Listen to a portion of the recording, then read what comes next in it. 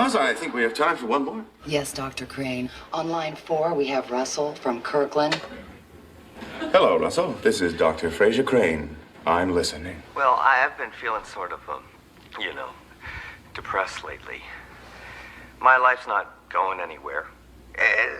It's not that bad. It's just same old apartment, same old job. Sometimes Russell, we're just about at the end of our hour.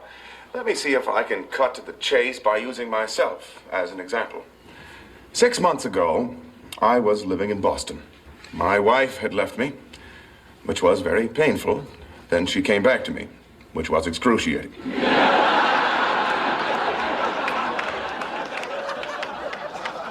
On top of that, my practice had grown stagnant, and my social life consisted of hanging around a bar night after night.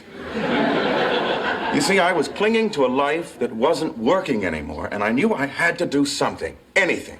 So I ended the marriage once and for all, packed up my things, and moved back here to my hometown of Seattle. Go Seahawks. I took action, Russell, and you can too.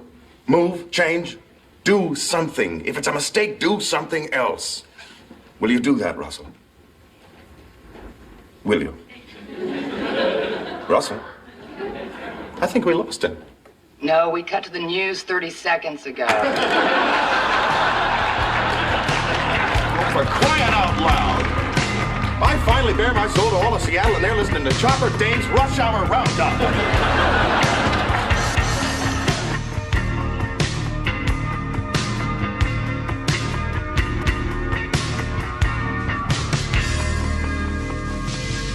Broadcasting live to tape.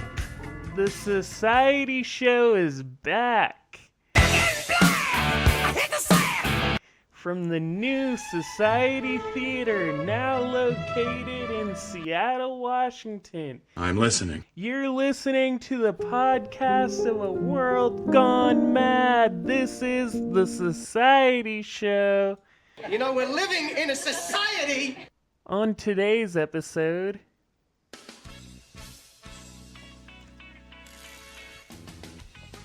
I had a nice hiatus from the show. I'm all moved into the new theater, made it cross country, ready to make the greatest podcast on earth again. But we have a ton of news to get to this episode. A whole bunch of newsworthy things happened since the last episode, which was about a month ago. So I'm going to do my segment, the Facts and Logic Report, where I quickly go over some news stories from the past month. And later on in the show, I will be taking I'll be going more in depth about a few stories. I'm going to talk about what I'm calling the COVEXODUS. From cities to suburbs and rural areas, there are many exoduses around the world in several different countries related to COVID, and a lot of them are also more complicated than that. There's not just COVID, but there is a trend of people moving out into the suburbs and more rural areas. I will also reflect back on the coup in Bolivia now that we are several months removed. Do kind of a look back on what's been going on there, specifically lithium's role in the coup originally, because while we are on hiatus, Elon Musk actually tweeted about potentially his role in the coup.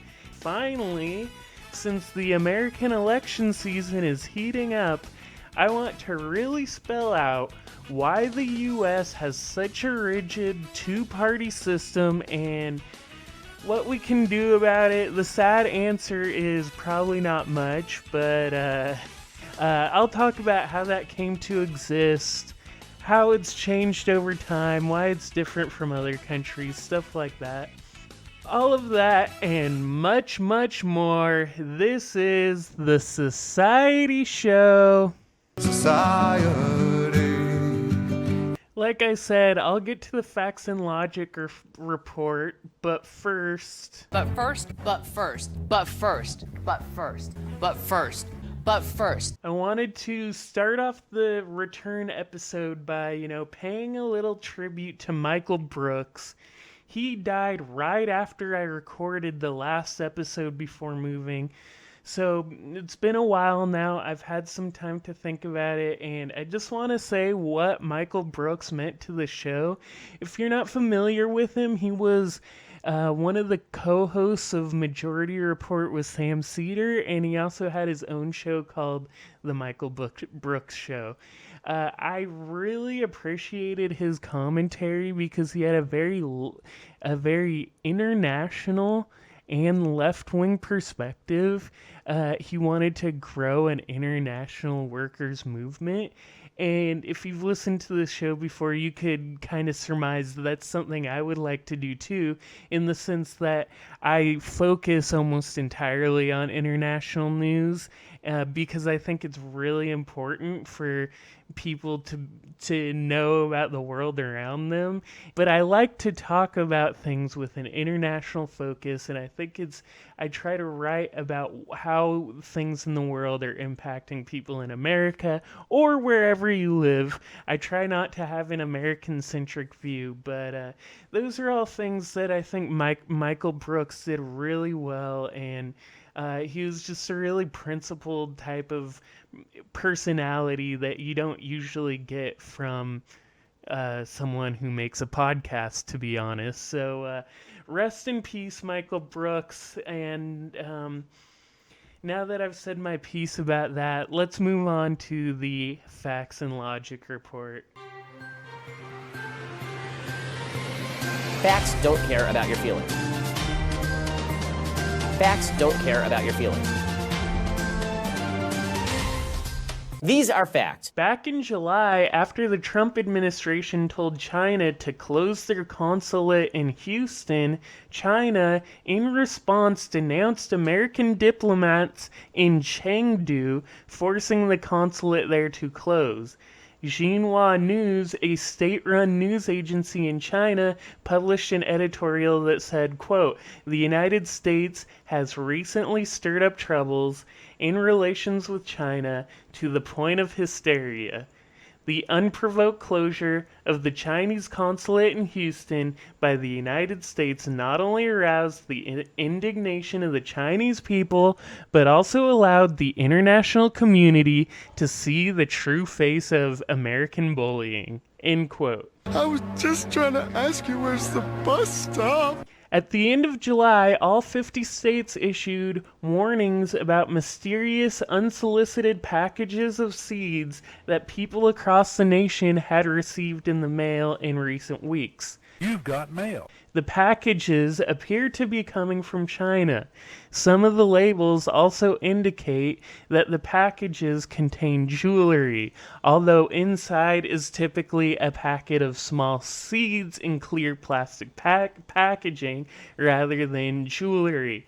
I don't know if you guys had any connection to this, but I actually know someone who got these seeds, and I haven't been hearing about it as much now, so maybe it's some weird one-time thing. UFOs, a river flows, plant a little seed and nature grows. More recently, Donald Trump commented on QAnon for the first time. When asked about it, Trump said, quote, "I don't know much about the movement other than I understand they like me." Okay, I gotta restart and read this in my Trump voice. Trump said, quote, "I don't know much about the movement other than I understand they like me very much, which I appreciate." Thank you very much, and now I'm going to pay my respects to a very, very special place. Thank you very much. Moving on August 4th, ammonium nitrate stored at the port of Beirut accidentally exploded, causing at least 181 deaths, 6,000 injuries, $10 to $15 billion in property damage, and leaving an estimated 300,000 people homeless. Here's a little news flash. It's not funny. In fact, it's pretty freaking unfunny. around 2,750 tons of ammonium nitrate had been stored in a warehouse for the previous 6 years after getting confiscated by Lebanese authorities from an abandoned ship called MV Rosas. It's not confirmed what caused the ammonium nitrate to detonate, but the most common suggestions seem to be fireworks broke out on fire, potentially causing a small explosion that then led to the large explosion.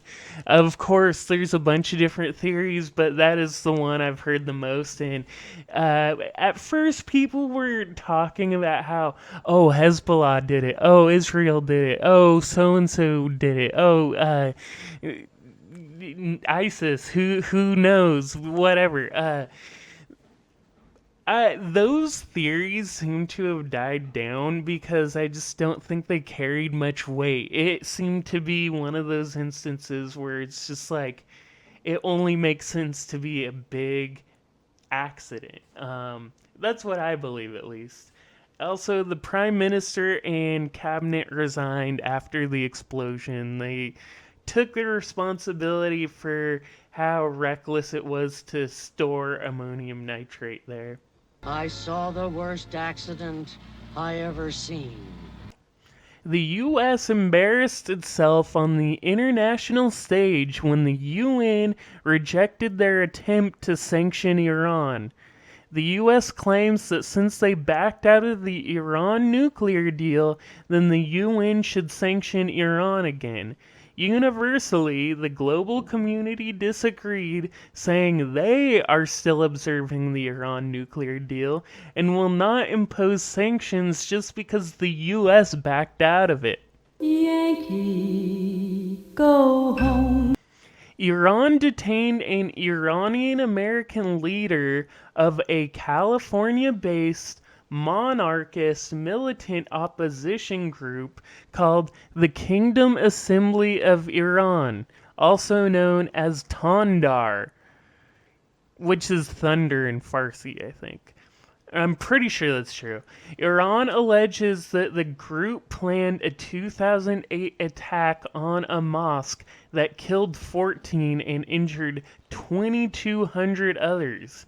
The reporting I've seen about this situation makes it seem like Iran simply did this in response to the U.S. ratcheting up pressure against Iran, and portraying it like Iran kidnapped some random California dude they didn't like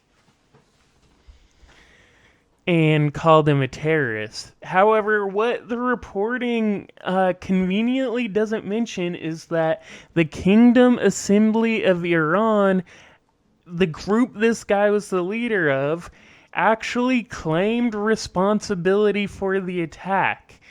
His group told everyone he did the terrorist attack.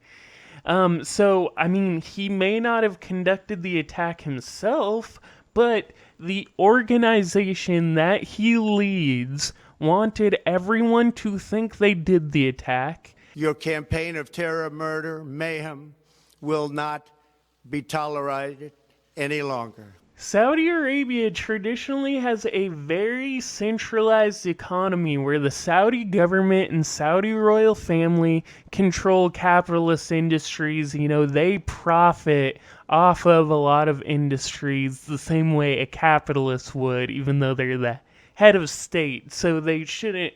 In the U.S., it's a little more separate, even though to the same effect. In Saudi Arabia, all the power is just concentrated around the Saud royal family.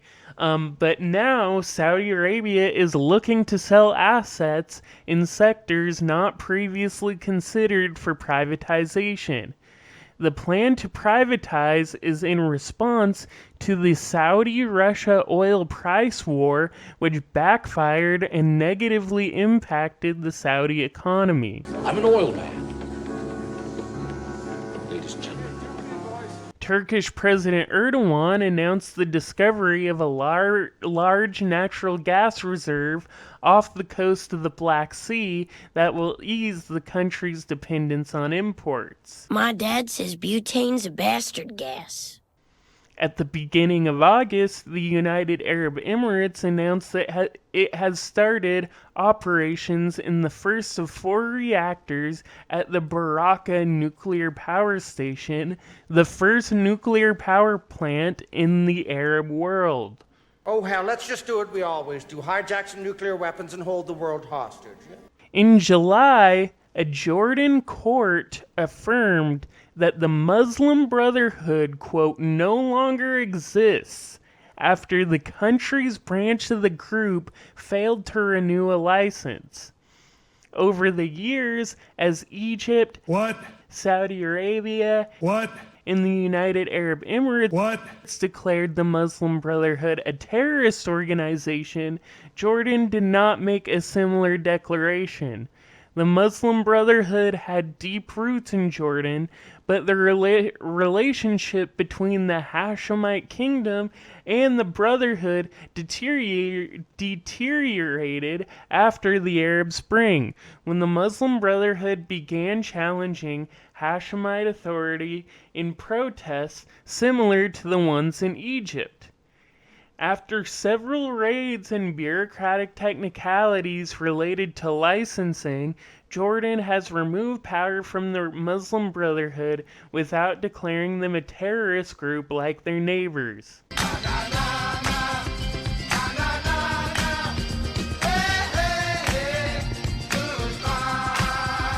In early August, a Palestinian woman died of a gunshot wound after being shot by Israeli forces. She was near a clash between protesting Palestinian youths and Israeli troops in the illegally occupied West Bank. May Allah awaken the people and help them to see the evil doings of Israel and the United States. The largest Palestinian hospital, called Al-Maqsad Islamic Charitable Society Hospital, faces closure.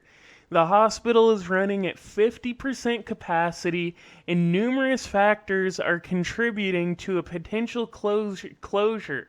Some of these factors include COVID, of course, and another major factor is a severing of coordination between Israel and the Palestinian Authority. I got a bad feeling about this. Some Palestinian patients, depending on where they live, need an Israeli army-issued medical permit to reach the hospital. Because of the severed coordination, they have not been able to obtain these permits. If the hospital closes, it will have a very negative impact on Palestinian health because the hospital is subjected to Israeli laws. If it closes, al-Din Hussein, the head of the hospital, said, quote, no Palestinian institution in Jerusalem that is shut down is reopened again. If the hospital is closed, its fate will be in the hands of Israel, end quote. It's the big pharmaceutical companies, Glenn, that make all the big decisions. In early August, Sunni radicals attacked Shias praying before a wedding in the Indonesian province of Central Java. The prayer is called a Midodareni, which is traditional for Indonesian people to do the night before the wedding. However, rumor got out that a Shia ritual was being performed, so a group of 100 people approached the house shouting, Shia is not authentic Islam. Got him! Damaging the house and vehicles. Only 0.5% of Indonesia are Shiites, while 90% of the country are Sunnis.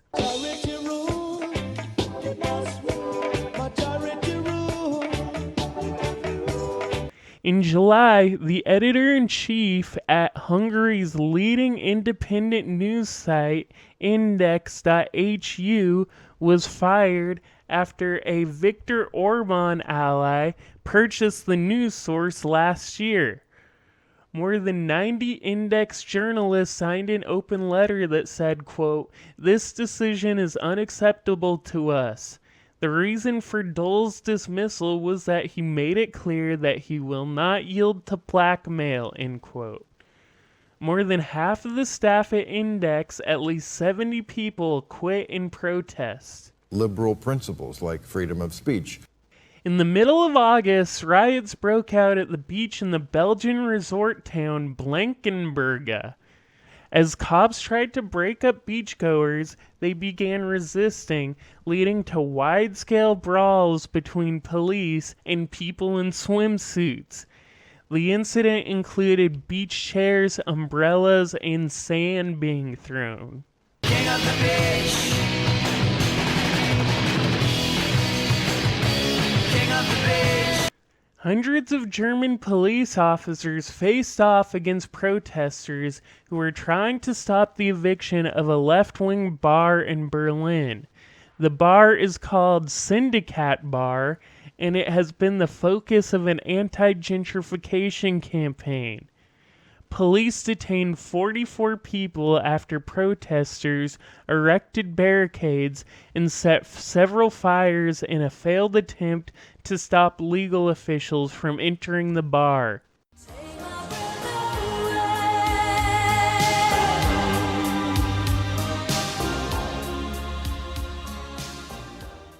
On August 1st, a large crowd of up to 20,000 protesters gathered at Berlin's Brandenburg Gate to protest against the German government's coronavirus restrictions. The march was named Day of Freedom, Day of Freedom, the end of the pandemic by organizers. All major political parties in Germany have condemned the protests, except for the far-right AfD, the Alternative für Deutschland, and the center-right pro-capitalist business party called the Free Democrats, who both supported the protests. The protest I could say, obviously AfD supported it because they prescribe to the classic right-wing death drive. Like, they just, all, like, fascism is just founded by this, like, drive towards death on a societal level. So, of course, AfD would be into it. And then, the Free Democrats being, the pro-capitalist business party, obviously they just want these people to die so they can continue working and shopping and fueling that capitalist machine. So they both have different motives, but it shows why capitalist motivation and far-right motivations often intersect, because they do support each other even if they're coming from different motivations. I mean, those are just some preliminary sketches. So the protest featured many groups, and a group called Querdenken 711 organized the event. The Interior Minister for the city of Berlin, Andreas Geisel, said neo-Nazi organizations had called for people to participate in the march. Many of the protesters were members of the neo-Nazi NPD party, which the German state has attempted to ban several times, but strategically avoids appearing too outwardly neo-Nazi. Also present were many followers of the Reichsbürger movement, which includes several different groups who kind of all overlap and believe similar things. They all kind of argue that the Federal Republic of Germany is not a legitimate state. Like, Germany as it exists today is not legitimate. They argue that the German Reich, or occasionally Prussia, why is there not any Holy Roman Empire Reichsbürger people? Come on! But yeah, so they believe that the German Reich, sometimes Prussia, continues to exist in its pre-World War II borders, and that it is governed by a provisional Reich government, or a, quote, government in exile. Its closest parallel in the U.S. would be the sovereign citizen movement, who similarly are made up of middle-aged white rural men who question the legitimacy of the state from a far-right perspective. Some other protesters included the anti-Muslim group Pegida, as well as German QAnon followers and anti-vaxxers. Protesters reportedly, quote, aggressively asked journalists to remove their masks. Are you surprised the Nazis were influenced by demons? A Venezuelan court sentenced 2 former members of the Green Berets to 20 years in prison for their role in the Macuto Bay raid and attempted overthrow of President Maduro. The 2 men were found guilty of conspiracy, trafficking in illegal arms, and terrorism. Yankee, go home. At least 13 people were crushed to death or asphyxiated as partygoers tried to flee a nightclub in Lima, Peru, after it was raided by police for hosting a party in violation of coronavirus restrictions. Here's a little news flash. It's not funny. In fact, it's pretty freaking unfunny. The public prosecutor's office said that 11 of the 13 dead tested positive for COVID-19. 15 of the 23 people detained by police also tested positive. It was many of the people in the room.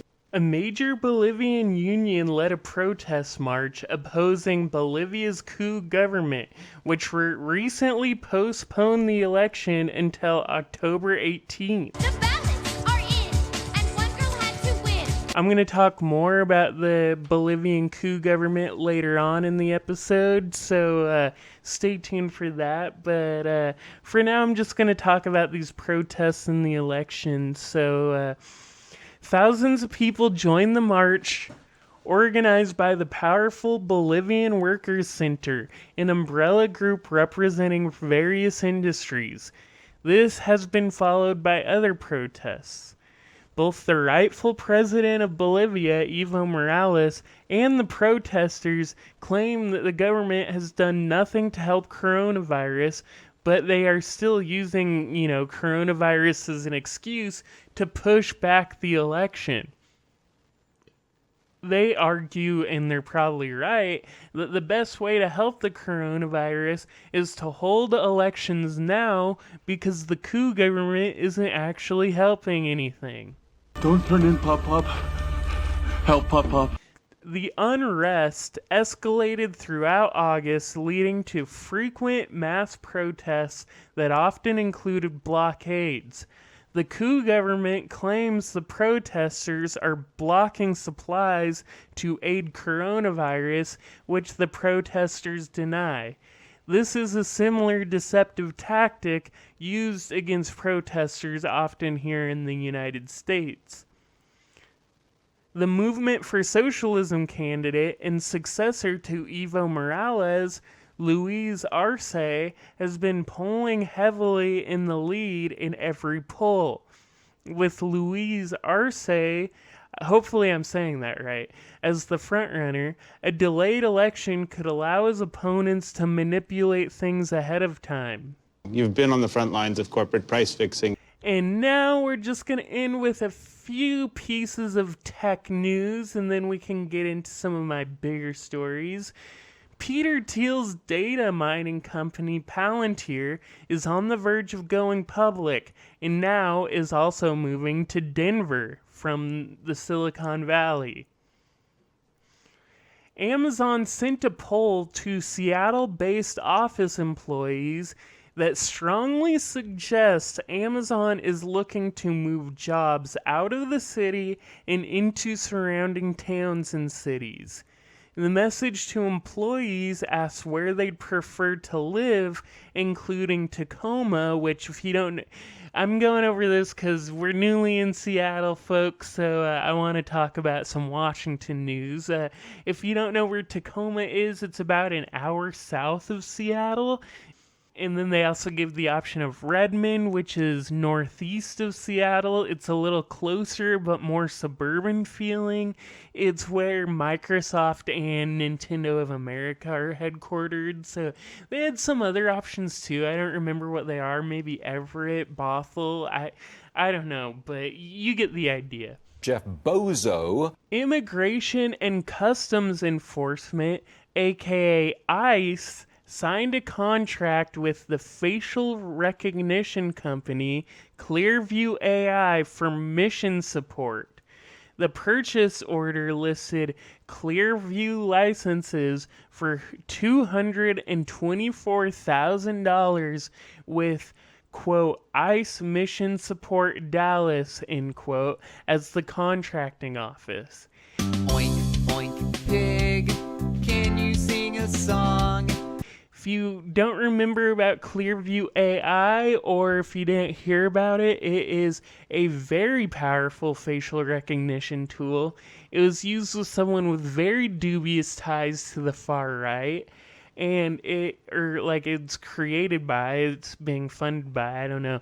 The guy funding it is probably getting money from some dude like Peter Thiel, because he has all of these like far right cronies. Like, that is, I mean, I'm just spitballing here, but that's how incestuous all this like right wing, far right, and capitalist tech overlord, that's how like incestuous they are. But anyway, the guy who started it, super right wing, has dubious ties, and a lot of police departments were starting to use it, but some cities were banning police departments from using it because it was such a violation of your civil liberties.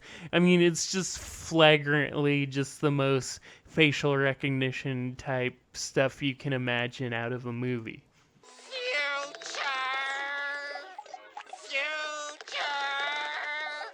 One last story. Alphabet and Google employees, if you don't know, Alphabet is technically the parent company of Google. They are trained to avoid using certain words and phrases in internal communications and, quote, assume every document will become public, according to a report from The Markup.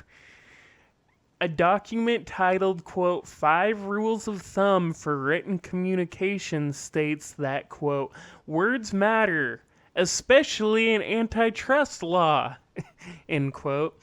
Employees across the company, including engineers, salespeople, interns, vendors, contractors, and temp workers, are encouraged to avoid the terms market, the term barriers to entry, and network effects. The latter being a reference to how a social network gains value the more users it has. Interesting. One of the documents says that the parent company, quotes, gets sued a lot and we have our fair share of regulatory investigations, end quote. So that's just an interesting thing. That wraps up my jumbo-sized facts and logic report. I know that was a marathon, folks, but I had to get you caught up on the news that you missed. We can get it out of the way. We're all caught up in news. We can do more fun stuff now. I have 2 more stories to talk about. Facts don't care about your feelings. Facts don't care about your feelings. These are facts. Going into the future, I'm going to keep the facts and logic report kind of a shorter segment. I wanted to do the marathon this episode. It's the catch-up episode, but I really would rather focus on longer stories rather than just spewing out a bunch at the beginning. It works for Democracy Now!, but I don't release as frequently as Democracy Now! So with the first major story I'm going to talk about, it's about the COVEXODUS. Ooh. My bum is on the cheese! Bum is on the cheese! If I get lucky, I'll get a disease! So, and by COVEXODUS, I mean, a combination of COVID-19 and Exodus, because what is going on is There is a mass exodus from several cities in several countries. Some of these reasons are directly related to coronavirus, some are partially, but we're going to talk about that. So there's been a mass exodus from the capital of Bangladesh, Dhaka, as the economic impact of COVID-19 is forcing Bangladeshis to flee cities. So I want to start focusing on Bangladesh because you may have been hearing about this in American press about American cities, but we don't often hear about things like this for a place like Bangladesh. So I'm going to talk about the situation there, compare it to the United States, and then some other countries, and see what conclusions we can draw from the fact that many people are leaving cities and COVID is a big part. So poor Dhakkaites, people who live in Dhaka, have basically no social safety net. Bangladeshi workers, especially in the clothing sector, were forced back to work with little protection. The government launched aid programs to sustain the poor during lockdown, but did not reach urban slum populations, which is what needed it the most. Because a lot of people living in these urban slums are actually migrant workers. Usually, they come from elsewhere, usually rural parts of Bangladesh. So as Dhaka starts emptying out, especially these urban poor, villages are filling up, and most people returning out to the countryside will try to get agricultural work, but it's not guaranteed because these villages aren't really designed for a mass amount of workers to flood into their markets. Many left their villages in the first place because making a living from the land had become impossible. And on top of all of this, the effects of climate change, which, includes land erosion, the infiltration of salty water into previously arable land, all of this stuff has forced millions to abandon their native homes in rural parts of Bangladesh. Bangladesh, along with maybe Indonesia, I'm sure there's other countries too, but Bangladesh is one of the earliest and most deeply affected countries from climate change, due in large parts to the country being such low altitude and frequently flooding. Dhaka was underwater when I was reading about this a few weeks ago. And Dhaka is basically built at the delta of a massive river. It's half the country's floodplains. So let's not just talk about Bangladesh. The exodus from major cities is not just unique to there. It's also happening here in the United States. San Francisco Chronicle reported in June that 1 out of 13 renters in San Francisco broke their lease since COVID started. And let me be clear, that doesn't mean unpaid rent, because if someone wasn't paying their rent, it would mean they're still abiding by the lease, they're just not fulfilling their end of the lease.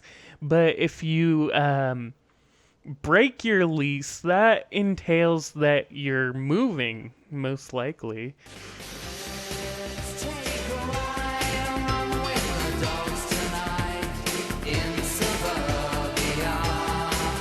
And similarly, throughout June and into July, there were several articles about how people are moving out of New York City. There's also been a lot of articles about how people are leaving cities like New York because of crime. That's a right-wing talking point. I don't think that's actually true. It may be true. Like, I always joke that a lot of U.S. cities are one thrown brick away from people moving out to the suburbs. Like, in any city, you have one brick thrown through a window, and at least one person's like, okay, we're moving out now. I don't think crime is actually contributing as much as COVID, because COVID actually has an economic impact, whereas crime, I mean, it does have an economic impact, but it's not systemic, obviously, and that's just their way to tie the protest movement going on into crimes. So Democrats decided to shield and shelter criminal. Look, wait. You have criminals. But there was recently a report from New York City that there's 67,000 empty units in the city, and rent in those available units are down 9% from the same time last year. So let's say it's a $2,000 apartment, down 9%. That's what, like almost 1,800 down from 2,000. That's a pretty big difference. I mean, in the grand scheme of things, it's not that big of a difference, but it does make a difference when you consider that the price of rent has been going up way faster than wages have at a very accelerated pace for a long time. So that actually is a lot. For me, it's unclear if this is a broader trend in other U.S. cities. I can't imagine it's just a San Francisco, New York City thing. Coronavirus is already compounding on the already currently existing trend in the U.S., where people are moving to more suburban cities in the South, like South Carolina, Florida, Texas, as well as small and suburban cities in the Mountain West, like in Idaho or Colorado, Arizona, places like that. So my point being is there's just a lot of moving around, even if it's not related to COVID. The causes for people moving around are being accelerated by COVID. And I do have some other stories from other countries about COVEXODUSes as well. Science magazine published an article about an exodus of the working poor in major Indian cities like Mumbai and New Delhi. I'm sure there's a lot more. Those are just the two that apply most to this. So a lot of the largest Indian cities depend on migrant labor. I kind of mentioned this with Dhaka, although they're not really migrants because they're in the country. In Bangladesh, most of the workers are domestic that then go to the city. In India, that's not always the case. The workers could come from more rural parts of India, but there's also a lot of workers from other countries. So the working poor in the biggest Indian cities were suffering the worst, with the Indian government restricting their ability to move, stopping trains.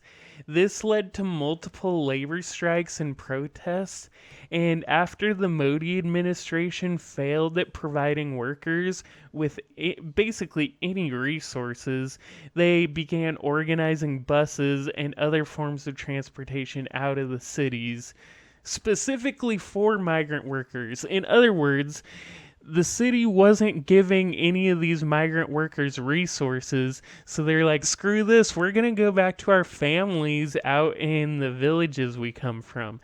And the Modi administration said, no, you're actually going to stay here and we're going to cancel the trains.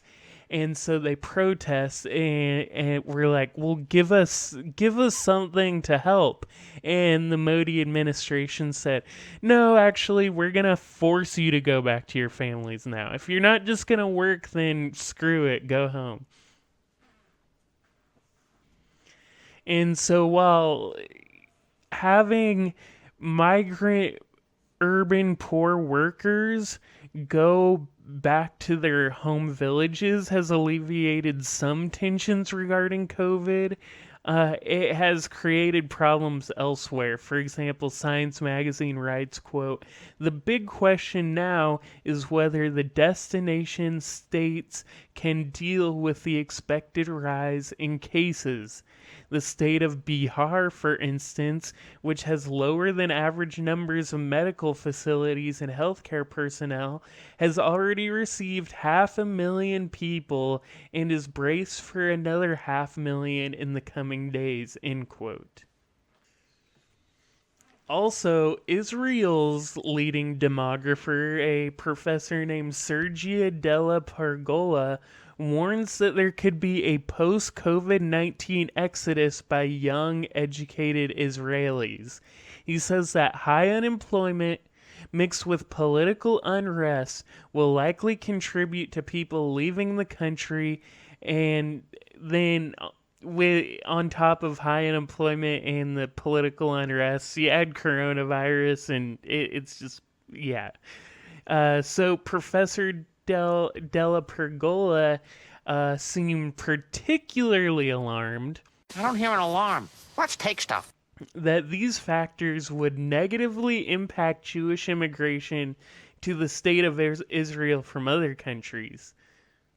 He says immigrants from Russia, Argentina, and Mexico tend to move to Israel due to unemployment rates in their home country, but if there's unemployment issues in Israel, it will strongly decrease the amount of Jewish immigration to Israel. And finally, just to let you know that this is in fact a global trend that is highly related to coronavirus, but not necessarily. This one's not even unemployment related, but before coronavirus even started getting bad, there was, of course, Brexit going on. After Brexit, several large companies began moving staff out of the UK and into continental Europe. This was causing an exodus from London and some of the other major British cities. However, they moved to European cities that often already had issues with sky-high rent, gentrification, and overcrowding from tourists, like Paris, Amsterdam, some German cities, Frankfurt, I'm assuming, is one of the main ones. They all have issues with rent, gentrification, overcrowding. Amsterdam in particular actually has a really terrible tourist problem in the sense that a lot of day-to-day stuff isn't able to function because of the mass amount of tourists. Ultimately, I'm not sure what all this will amount to, but it does seem like exoduses from major cities and also maybe overcrowding of other cities is a growing trend. I think it's growing because the conditions that enabled these moves to begin with haven't been alleviated. They've actually been made worse by coronavirus. There's still a shortage of jobs in many parts of the world, and a lot of these jobs just honestly will probably not be coming back. A lot of them will come back. A lot of them probably won't. And so I think this is a time where there's going to be a lot of people moving around for a lot of different reasons. So I'll keep my eye on that.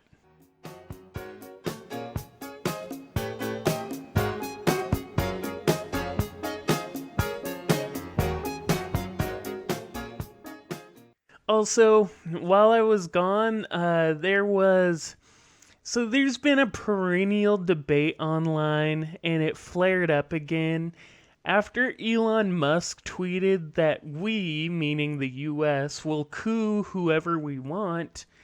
He tweeted that in response to someone mentioning the Bolivian coup. He's like, yeah, we will coup whoever we want. And so this reignited a perennial debate that has been active on Twitter basically since the coup in Bolivia. And I just want to give my thoughts on this now that we're removed from the coup in Bolivia. It's moved on to a new stage of Bolivian history where there's active resistance against the coup government. And hopefully the elections will bring in a Moss, which is Evo Morales' party, a Moss candidate as president. Here's hoping, but let's reflect back a little bit. So some people say the coup in Bolivia was for lithium, in a similar way that the Iraq War was for oil. And then some other people say that the coup was not for lithium, and in fact most lithium is produced in Australia. So here are my thoughts on it. The Bolivian coup was not for lithium crowd has, I'd say, a straightforward way of thinking about the world economy, because they see it as a binary. Either the coup was for lithium or it wasn't. But I don't think anyone is claiming the coup was solely for lithium. We have to remember that lithium production is currently up over 7 times what it was in 2000. It's rising very quickly, and I'm assuming will probably continue to rise quickly. And even though it's true that most current lithium production is in Australia, as much as 75% of the world's lithium is in what's called the lithium triangle, which is where Chile, Bolivia, and Argentina meet. So when people say the Bolivian coup was for lithium, it gets perceived as a much more simplistic argument than it really is. It's about the broader trends of material wealth and history. So it's not like Elon Musk personally conducted a coup to get his grubby hands on all the lithium. It's not that simple. But the U.S. imperialist capitalist machine is always working to align the world's resources to feed into that machine. The U.S. sees a poor country developing under an elected socialist leader, and they want to swoop in and redirect that country's resources towards the United States. Currently, Australia does most of the current lithium production, like I said. But capitalism always seeks cheaper production. That's pretty common sense. That's why we have all our clothes are made in Bangladesh, and all our this are made in that, and blah, blah, blah. Bolivia is rich with minerals that capitalism will seek more and more as time goes on, and it would be much easier for American capitalists to employ Bolivian workers for much cheaper than Australian workers. When people say the Bolivian coup was for lithium, they're making a broader claim that isn't specifically about lithium. So imagine this situation, and I think it spells out my point perfectly. Imagine someone said, we invaded Afghanistan because it's rich in minerals. That isn't actually true. We did not invade Afghanistan because it's rich in minerals. But it alludes to a bigger truth. The U.S. invaded Afghanistan to establish a pseudo-colony. I mean, technically we invaded it to capture Osama bin Laden, but we didn't actually do that while we were there. It wasn't until later, it wasn't until later, and I mean, that's a whole other thing. I'm not even gonna get into Osama bin Laden, but we invaded Afghanistan to establish a pseudo-colony and use the resources of that pseudo-colony to benefit the U.S. The United States' pseudo-colony, Afghanistan, also happens to be very lucrative. Afghanistan is very rich in minerals, as well as opium, as well as the list goes on. Geopolitical realignment like invasions and coups are never done for specifically one reason or one resource. Even when the US assassinated Gaddafi, it was clearly for oil because Gaddafi intended to take Libyan oil off the petrodollar. Same with Saddam Hussein. So while these invasions and assassinations were for oil, they were also to destabilize power centers in the Middle East and therefore gain more power in geopolitical positioning. Instead, the way these realignments work is they benefit defense contractors. What? Which in turn benefits American politicians. What? Which in turn helps the pharmaceutical industry. What? Which in turn helps right-wing and far-right political actors. What? Which in turn benefits tech manufacturers. What? And so on. You have to think about things like this as being a place where interests intersect and overlap for different reasons. There is no one reason for anything. Something as big as completely changing the government of a country, that requires many people with many different interests, many different things to gain, etc. So I'll just leave it at that. That's my thoughts on not only the coup in Bolivia, but I guess coups in general for the most part.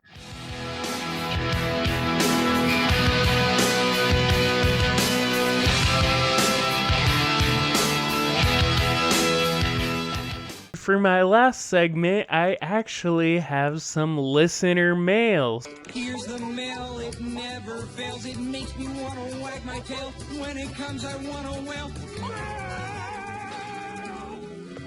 So I'm going to answer, it's not exactly a question, kind of a question, more of a comment.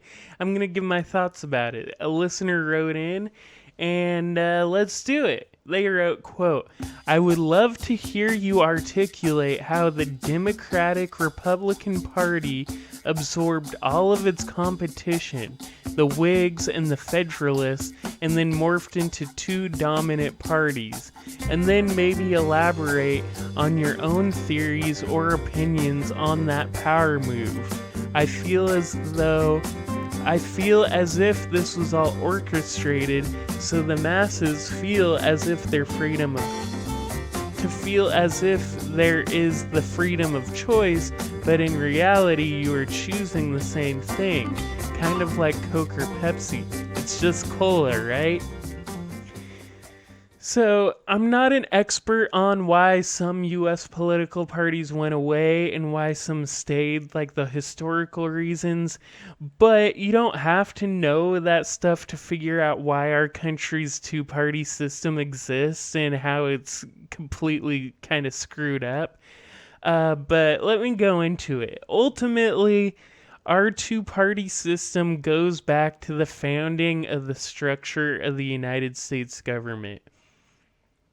One of the main reasons we have a two-party system is rooted in the idea that, or the founding fathers, it's rooted in the founding fathers having contempt for lower class and working class people. One of the other main reasons is the founding fathers had immense idealism, which made them think it would be possible to not have political parties at all.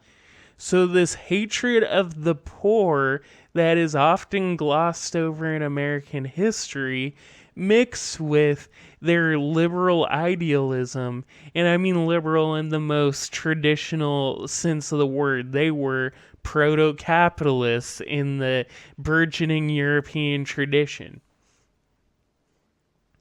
So those two things together made George Washington not want to have political parties. and not just George Washington, a lot of the founding fathers. But the mechanisms they put in place to avoid political parties ended up creating the two-party system. When the United States was founded, George Washington and several others were very afraid of political parties. And the reason why is political parties were just beginning to develop in Europe. These political parties existed to represent the interests of groups and challenge the interests of other groups.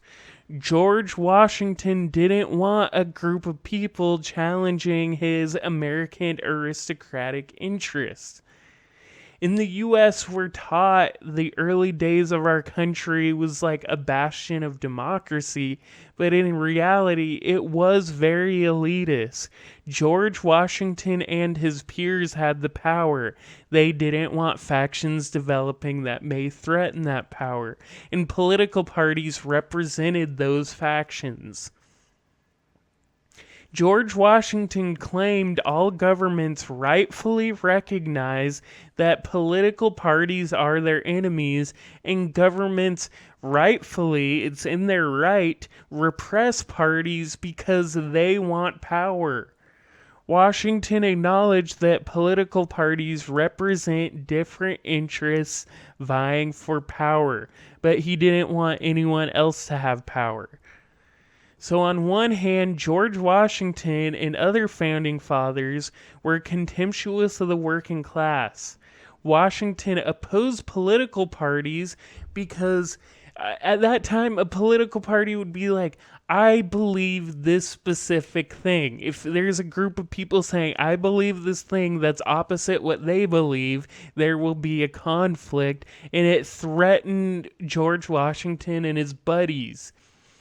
On the other hand, George Washington had ideological and idealistic motivation too, not just repressive motivations.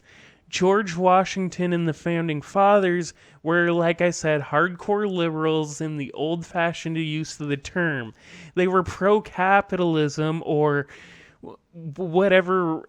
I mean, it was a little too early for capitalism to exist, but it was beginning to develop.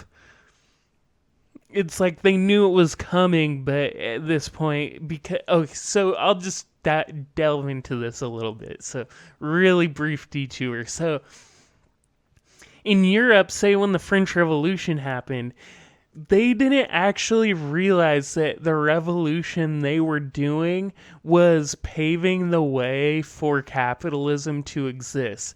They didn't realize that their current feudal economic system would lead the way to capitalism.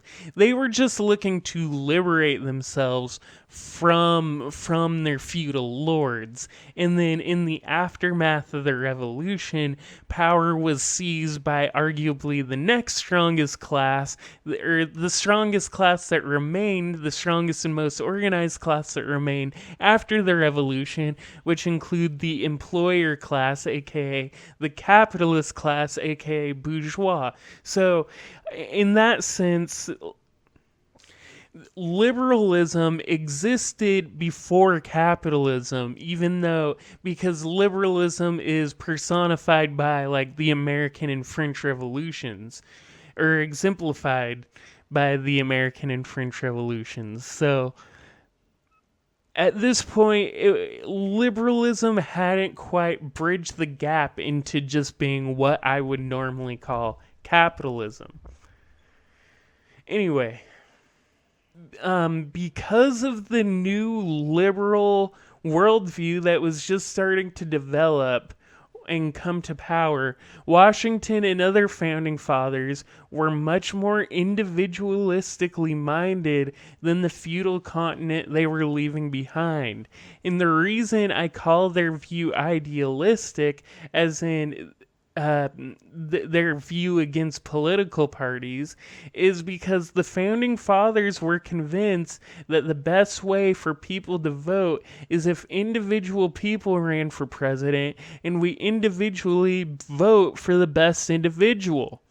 The problem is the Founding Fathers instituted political system to make their individualistic political idea a reality. What they didn't realize is that a political system without parties is impossible, and the system that they designed worked perfectly for a two-party system. In other words, they purposely tried to make a system in which political parties don't exist, which led to our broken two-party system kind of almost as a historical accident, right? And so in the U.S., we use a first-past-the-post, winner-take-all voting system. This means that the first person to win enough votes in one round of voting wins everything. Also, you can only vote for one candidate. You can't do ranked choice. You can't be like, I want this candidate most and this candidate second most. On the surface level, you can see why this American system would appeal to individualistically minded people, but when you dig a little deeper, it becomes obvious that what our system actually does is make it impossible for anything except two parties to exist. It took decades, even centuries, for the U.S. to get this deeply cemented into the two-party system. Because at first, there were some fringe parties that pop up, become a major party, stay a major party, but only for like 4 or 5 elections and go away. Now it's just so cemented like concrete. These are the two parties and there's no budging. As for historical American parties like the Federalists and the Democratic Republicans, I honestly don't know much about them, but I do know a little bit about the Whigs. And the Whigs were one of the two major parties from the 1830s to the 50s, and they were ostensibly the left-wing party, and the Democrats were the right-wing party. The Whigs, the reason why they eventually failed was because there was an increasing tensions between the two economic models in the United States: chattel slavery and bourgeoisie capitalism. The Whigs were ambivalent about slavery. They were more opposed to slavery than the Democrats were, but they didn't really want to talk about it or campaign on being anti-slavery. By the 1850s, slavery became the most important political issue in the country, and the Whigs had nothing to say about slavery. So one of the biggest, some might even say the only real factor, the biggest factors for why the Whigs decline is the economic tensions of the country became irreconcilable and the party refused to take a side. So I put a lot of ideas out there. Let me try to tie them together. I'm not exactly wrapping up. I have a little bit more to say, but I'm going to start tying the loose ends together. The way that the U.S. political apparatuses are designed make them perfect for a duopoly of powers, a two-party power system, ruled by two. Traditionally, political parties are groups that represent a specific well, I was going to say they're a group that represent a specific group. Political parties represent specific groups with specific invested interests. How's that? For example, a party representing agrarian landlords could act in coalition with a party representing industrial capitalists, and a party representing finance capitalists, etc.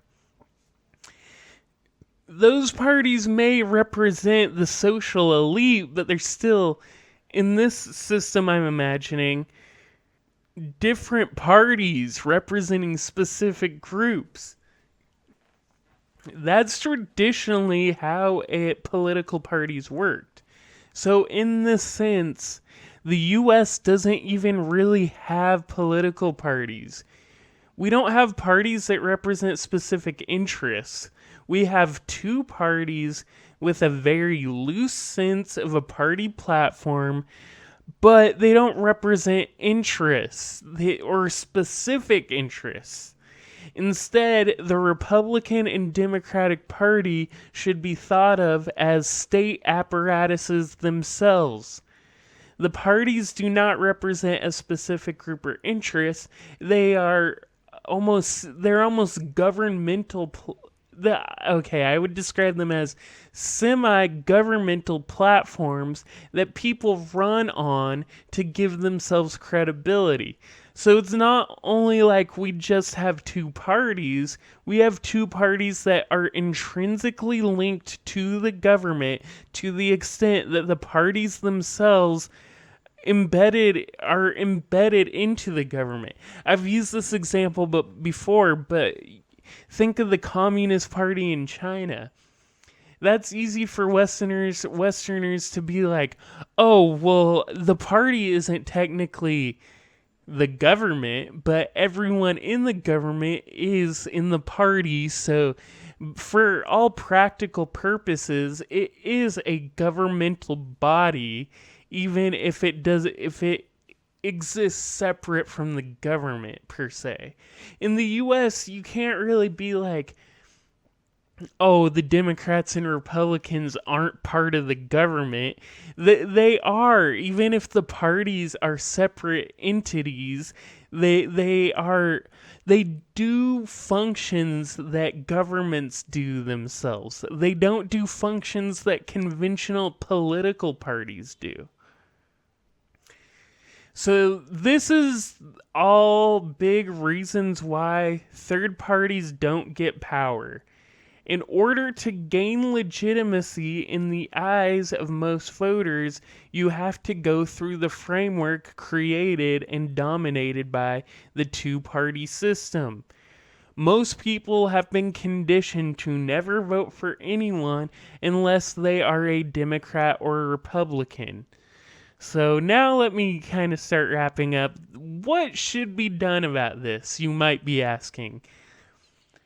If we wanted a politically diverse government in the United States, it would require dismantling a lot of mechanisms of the state apparatus. If you wanted a lot of political parties, a lot of things are going to have to change. And to be completely honest, I don't think those kinds of changes would come from reform.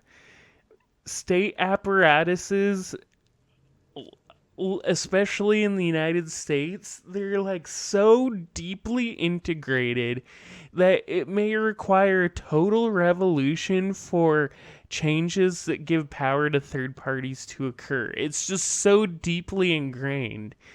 So unfortunately, I think there are 3 ways to advance a third party agenda. And they're not great options. I'm going to be honest, they're not the most ideal options. The first is simply a full-blown revolution, which isn't going to happen soon. I'm sorry, it's just not. There isn't infrastructure for people to lead a revolution, and there's no group or party with popular legitimacy to potentially wage a revolution. And if there was a revolution, you could just redesign governmental apparatuses from the ground up. There, problem solved.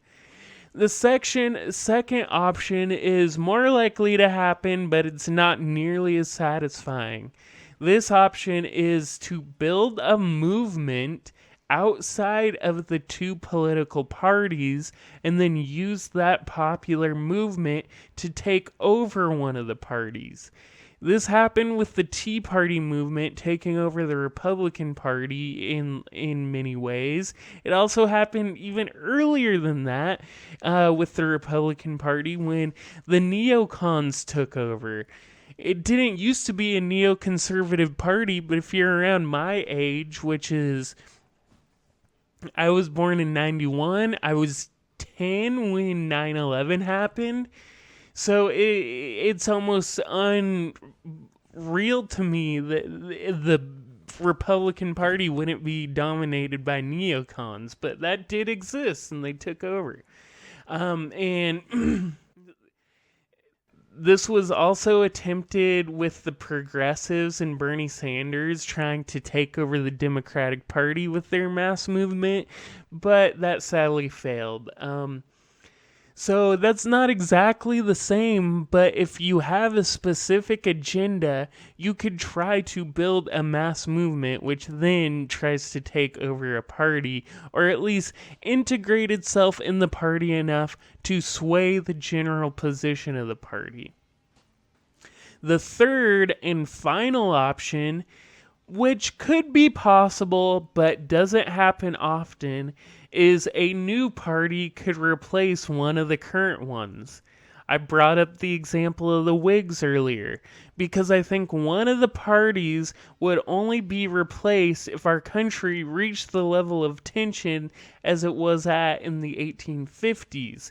I don't think a party is going to go the way of the Whigs unless our country just starts radically changing and one of the parties isn't answering for the changes of the time.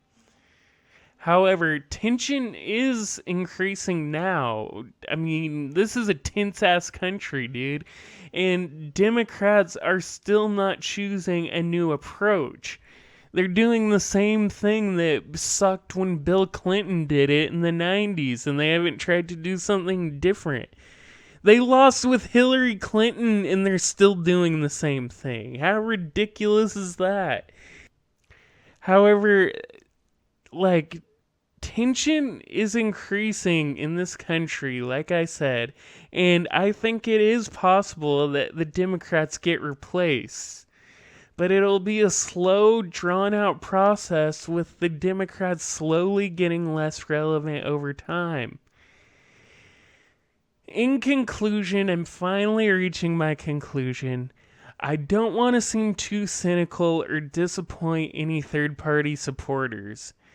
But the simple truth is, third parties are not a viable route to win major elections in the United States. And the reasons that they're not viable go really deep into the DNA and the origins of the United States. I want people to think about how our parties and government systems and political mechanisms and so on, all of those disparate elements, I want people to think about how they exist as a system. The system supports itself and reifies the other elements of the system, and as much as it sucks, we have to familiarize ourselves with these structures to understand how they work. And with that, this has been the return episode of the Society Show. Thank you for listening. Getting back in the groove on this return episode, so bear with me. I do want to say that now that we're returned, I have a lot of great stuff coming up. A lot of big guests, big news stories, lots to talk about. In the meantime, you can follow the podcast on Twitter at society_show. You can follow me on Twitter at Christian is cool. Christian IZ cool is spelled IZ.